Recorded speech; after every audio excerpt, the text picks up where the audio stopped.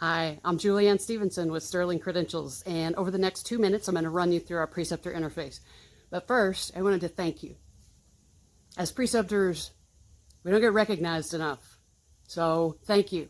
And if today's one of those days where you just don't feel like having a student, I appreciate you sort of stepping up like a true leader to take care of our student, and everything that you teach them ends up touching their future patients.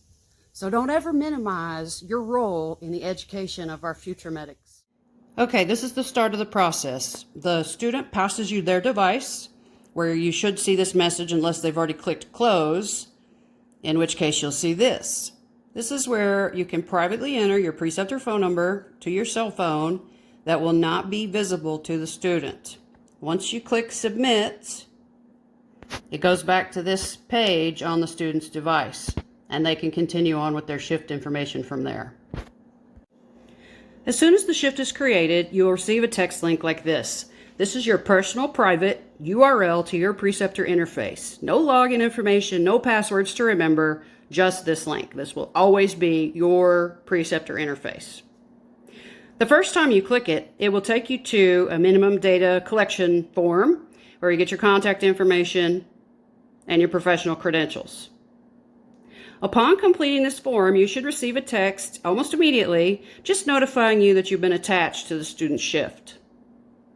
Later, when the student locks a patient, you'll receive a text to verify skills. I did this so that we're not piled on with paperwork at the very end of the shift. So remind your student to lock their patients as soon as they're finished with them, keeping in mind that they can still work on the narratives as long as their shift is open. So please lock your patients.